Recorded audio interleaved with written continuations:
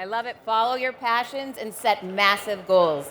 Dilip, to you. I come from corporate America, which for anyone, I'm sure I've got some corporate America peeps here. You've been in, oh, okay, my people are here. Structure is everything. It's very rigid, but you talk about embracing organized chaos. How does that work?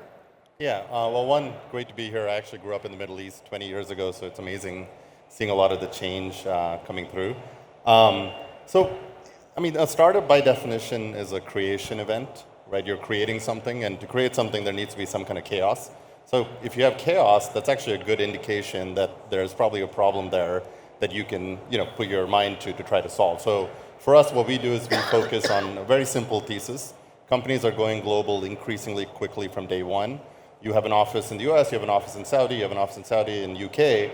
You need multiple banking systems. You need bank accounts, you need corporate cards in different currencies, you need payment rails in UK, US, et cetera, et cetera. How do you combine that into one box? I do not have a fintech background, and I think that's part of what the good and the bad is, where you look at it a little bit differently. And the way we were built from day one was to scale across countries. And today we covered 22 countries in 4 regions, and we can go up to 54 with our existing infrastructure stack. And so that chaos, to me, was a big opportunity because that's really what we're trying to solve, which is banking, especially business banking, is pretty tedious in a lot of countries. And a lot of times, a lot of the solutions focus on consumers, which makes a ton of sense, but business banking moves massive volumes, and it's completely antiquated. And again, I don't see us as taking over or competing head-to-head with the bank. I think there's a space that's very clearly more complex than what a local bank can do, where we can sit and play, and that itself is pretty massive given the scale of banking internationally. Thank you. Amjad, back to you. What is your biggest regret that you can share with us? My biggest regret, I'm generally not a very regretful person.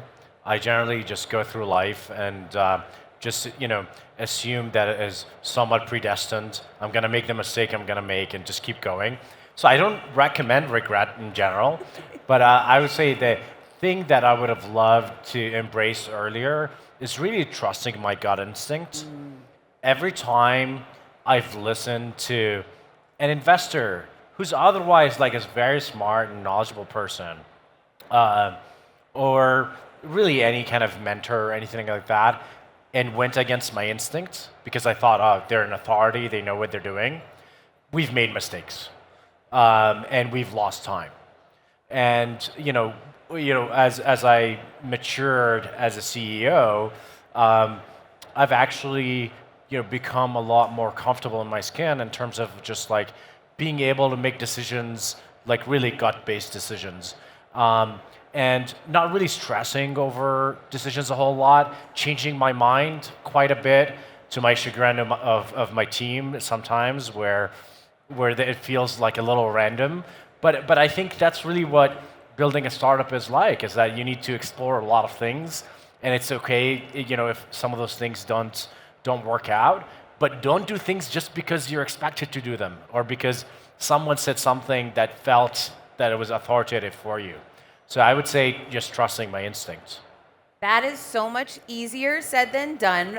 For me specifically, and I know I'm sure for a lot of us here, what tips can you give us so that we can lean into it? Because we've all been in that moment where we felt it, but like you said, when you move forward, everyone starts questioning you. How do you overcome that?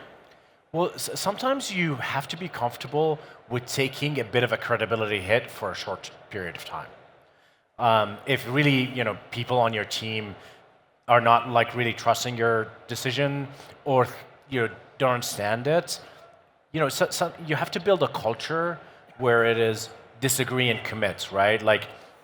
People on your team need to be able to just say, okay, I'm not fully on board with this, but I'm just gonna go with you. I'm gonna trust your decision. Because otherwise, especially executive teams, if there's a lot of uncertainty and doubt, it becomes very hard to make these kind of fast and loose decisions.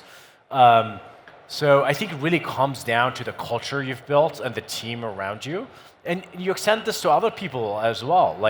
If someone is feeling really strongly in your team about something, let them do it and see what comes out of that. I love it. The power of celebrating failures along the way. Thank you for that.